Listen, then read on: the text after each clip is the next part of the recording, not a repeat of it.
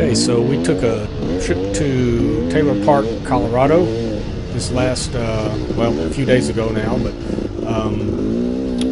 I've never ridden there before, but this is the Lily Pond Trail, and I would say that it was probably my favorite trail there. We were only able to ride there a couple of days. I won't get into all that, but we had a little bit of trouble with one of the bikes, so we lost a couple of days. But when we did get to ride, this was the whole time we were there probably the funnest trail. It's the Lily Pond Trail, and we got there by taking, you can see on the map here, taking road number 600 off of the Taylor Park Road, or Taylor Lake Road, something like that. We took Dock Park over to 753, I think it was, or Matchless or something like that, and then rode that on over to another road, which then connected to a road that went over towards Lily Pond. And Lily Pond Trail itself was about a little over 3 miles, I think, something like that. We rode it in about 18 minutes or so. It was really dry, really dry. I imagine this trail would be a whole lot more fun if it had some moisture on it. But it was still had pretty good traction. The rocks were, kind of like little granite outcroppings. There's a place in Rocky Ridge Ranch where they do the rev limiter that has some rocks kind of like this, but nowhere near as long. But you actually have pretty good traction on it. Once we finished Lily Pond Trail, it hooked up to a 4x4 road called Indian Creek Trail, and then we took that back over to the main road, which is I think called the Taylor Lake Road or something like that. And then took that back to camp. All in all, we rode about 40 miles in about, I'd say probably about 4 hours.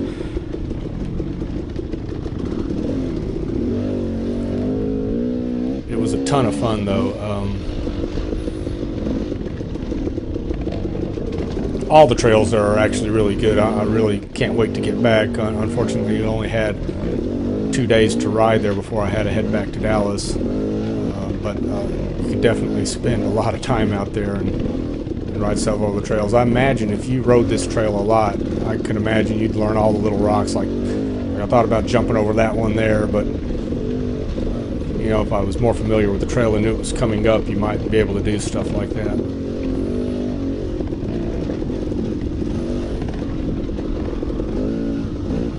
Taylor Park and all is really really fun.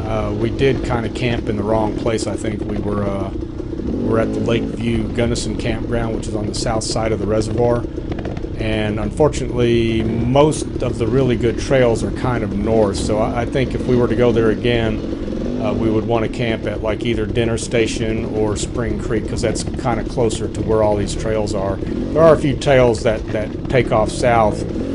We did a little loop called Gold Creek, and then Cameron Gulch or something like that, and that was again about right around 40 miles from our campsite round trip.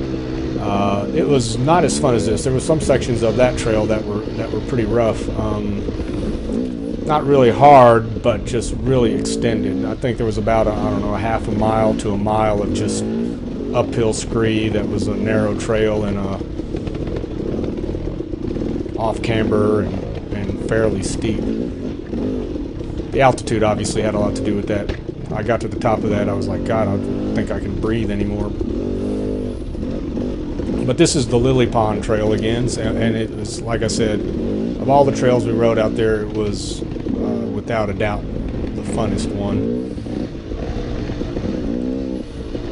This is the entire trail, so I'm probably just going to shut up for a minute and let y'all watch this. So like I said, it's about 18 or 19 minutes long, something like that, but it is the trail from start to finish.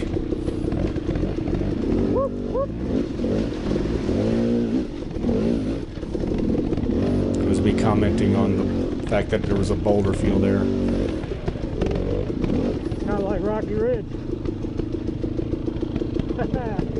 Woo! Bam! I'm not sure what we were doing here, revving our engines, trying to scare the wildlife off.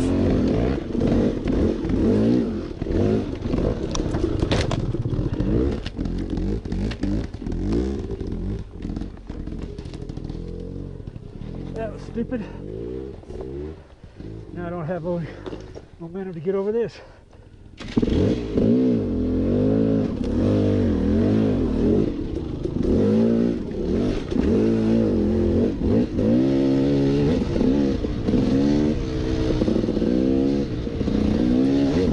Yeah, that was I was getting a little cocky there and thought, oh, I'll just jump over these rocks right here, and then I think my front end came down kind of hard and I fell over, and then didn't think I'd have enough momentum to get over that next section, but actually the rock, like I said, it has a lot of good traction. It was a little bit weird because the rocks were pretty good traction, but the dirt was it was loose, not real bad, but you did have to kind of be a little bit careful going around corners where your back end would slide out. I'm just not good on riding really loose stuff like this. Tire I've got is the Shinko 525 Cheater, the 110, and I think I'm starting to like it. I may like it better than the Ibex. I really loved the Ibex when I first put it on, and I swore I'd never try another tire, and then I thought, well, I'll try this 525 and see if it lasts a little bit longer. And right now it seems like it does. It seems like it is lasting a little bit longer than the Ibex, and it's probably because it's a 110 where the Ibex was a 120. I definitely feel like I'm more maneuverable with the Shinko 525 Cheater. Again, like I said, I mean, it's only a 10 millimeter difference, but I think it may be because this tire is a little bit narrower. I think Kenda now makes Ibex in a 110. I'd like to try that one and see how that does. But I'm really satisfied with the Kenda. I'm sorry, with the Shinko right now. The front is a Pirelli Scorpion MT 32 or something like that, mid-soft. So that's a really good front tire. It lasts a really long time. My bike was actually running pretty good. I obviously had to rejet, and I just followed the book, the manual for my bike, and put the recommended jets in there. And it's always funny, as soon as I get up there, I go and ride it, and I always have to dial in the air screw a little bit, and that usually takes me a little bit of time. But it never feels like it has the same snap as it does down here in Dallas. And eventually I just learned how to, I don't know, I guess I pop the clutch a little bit more and keep the revs up and so forth. So by the time, I ride an hour or two, I really, it feels pretty good. It still doesn't quite have the same snap, but you can still get the bike to do pretty much anything you want to. Rochelle, on the other hand, got a Electron installed on her bike, and just literally like a week before she went up there, and then I met her about, I don't know, 2 or 3 days later. But that thing worked really, really well. I mean, she had a lot of snap all the time, and it never seemed, no matter, we would go from like, I don't know, probably the lowest elevation was 7,000 or 8,000 feet, and we went up to something like 13,000 feet. And I mean, her bike never missed a lick. It started right up every morning, hardly ever had to choke it or anything. The only problem we had, this is why we lost 2 days, is that the choke on the Electron for the free ride has a cable, because the choke is on the back side, so there's a cable that comes around the front, and then the little handle for the choke is just sort of tie wrapped onto the frame or to the hoses for the carburetor. We think that what happened was at some point she either caught her leg on it or caught it on something, and it literally pulled the handle off of the choke, and the bike didn't run worth a crap after that. And I tried to fix it. I thought there was something with the vent hose and so forth, so I worked on it for a few hours, and finally we gave up and took the bike to Highland Cycles in Montrose, which if you're in the Montrose area or anywhere around there, you definitely need to go visit Morgan. He was a great guy. He helped us out. They managed to get the bike in the next day, literally the next day. We ended up taking it up that evening just so they'd have it first thing in the morning, and got us fixed up. Everybody else we talked to out there was saying, oh, we're 2 weeks out, we can't help you. But we told all of them we were on vacation, and Morgan stepped at the plate. I am Facebook friends with him, so it was nice to actually meet him. But he's actually the guy that Electron recommended. But long story short, what we found was that spring for the choke, apparently whenever the handle got pulled out, it stretched that spring, and it was like it was choking all the time. So he put a new spring in there. He found a proper spring for it and got it put in, and got it going again, and it's run great ever since then. So I think there's only like maybe, he said they checked the serial numbers, there's only like 3 free rides that have the Electron carb on them right now. But if you have a free ride and you wanting to put a Electron carburetor on it, it works great. I would recommend taking the choke handle off. That's the little black knob on the end. I would just take that off so it doesn't get caught on anything. You'll still have, the little shaft in there, and it has screws on it, threads on it, and you can pull that out to choke it. So you really don't need the thumb handle on there, and then that way you're not going to catch it on anything and experience the same problem that we did. It was probably just a fluke, but it did happen, and we ended up losing 2 days of riding because of it. I'm really kind of thinking about maybe getting one of those Electrons for my bike now. I mean, just because the performance is so great. Yeah, almost bit it right there too. Tried to stick my front wheel into that loose dirt.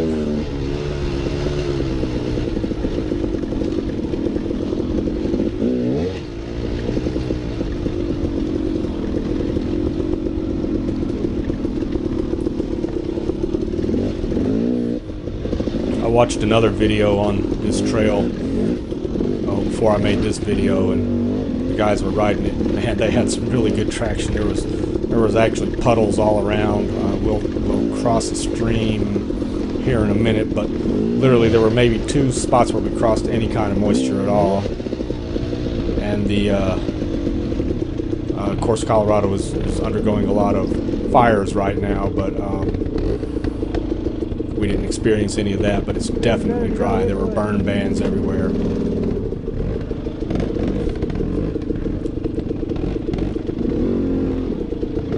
I told her that it's better to go to the left, and I just ended up following her, so I don't even follow my own advice.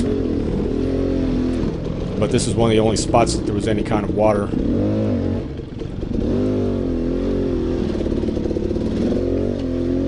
But it was very dry there and very dusty. And I literally cleaned our air filters we rode a little bit at Bear Creek before this, but probably every, 2 days, 2 or 3 days. Luckily I brought extra air filters. All I had to do was oil them.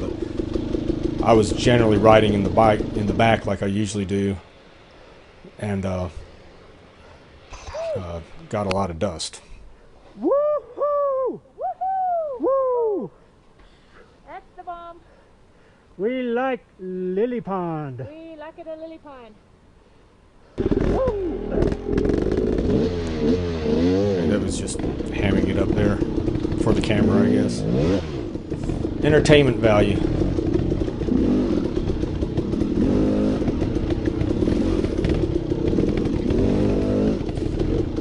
I unfortunately, through all the stuff we're getting her bike fixed and all that, I never charged my GoPro battery, so mine is actually going to die here in a little bit, and then luckily Rochelle was recording, so we switch over to her camera.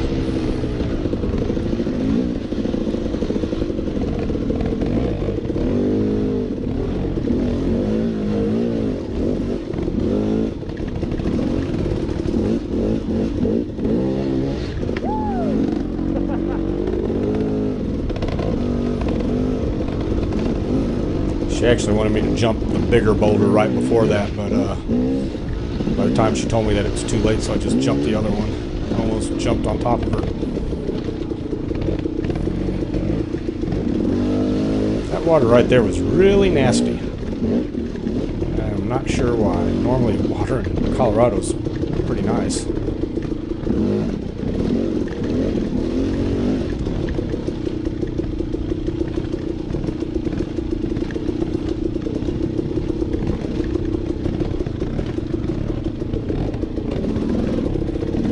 So like I said, it took us about 18 minutes to ride a little over 3 miles. And right here, this is the last, I don't know, half a mile or so, and switched over to Rochelle's camera. You can see the difference. She has a GoPro Hero 6, where mine is a 4 black. And the biggest difference you can see is the image stabilization. I mean, you can see how smooth this looks now. I don't know if I really like it or not, because at least whenever you're bouncing all around, it kind of gives you an idea of how rough the trail is. This kind of smooths everything out.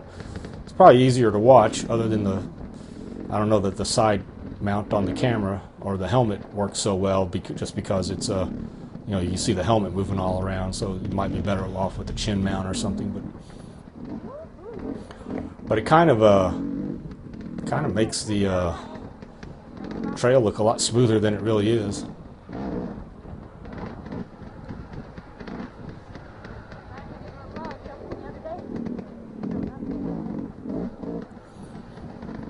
First day we were in Taylor Park, after we set up camp, we went and rode just a ATV trail called Union Park or something like that.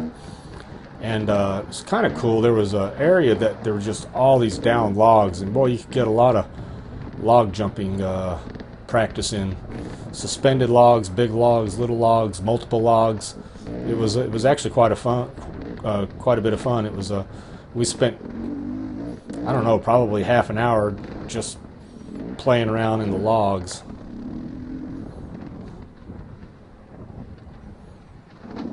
Weren't really that many log crosses on this trail, mostly rocks. Smooth with rocks mixed in. This was a lot of fun. It's a little bit to get to this trail, kind of depending on where you're coming from. We ended up running across some kids who, I don't know how they did it, but boy, they got their chain all wadded up between the counter sprocket and the engine casing. And I stopped and helped them out. It took probably half an hour just to get them going again, but it's it's a pretty interesting ride over to here. You pass these old ruins and stuff like that, and actually met somebody I took photos of at Rev Limiter, a guy named Kef James. He was out there, and talked to them for a while. One of his buddies had a oops, you almost hit a tree there. But one of his buddies had a flat, and he had a tubeless system, and was kind of having a little bit of trouble with that. The tubeless was still in, you know, the 100-pound tube, but his outer tube he plugged and was trying to fill it up with CO2. And I don't know, maybe he just didn't get it plugged right or what, but he was kind of having some trouble with that. That's one thing I've gotten kind of lazy. When I first started riding in Colorado and stuff like that, I would always bring a spare tube and all that kind of stuff. I've kind of stopped doing that. I really need to go back to doing that, and I've got a little electric pump, and I'll probably bring that little electric pump. I was trying to think, well, would the CO2 cartridges be better? But I've got a little, like I said, a little Slime brand electric pump that would probably work pretty good for that, and generally just probably bring one tube. But I got talking and got to the end of the video. But anyway, that's the Lily Pond Trail and Taylor Park, Colorado, and I highly recommend it.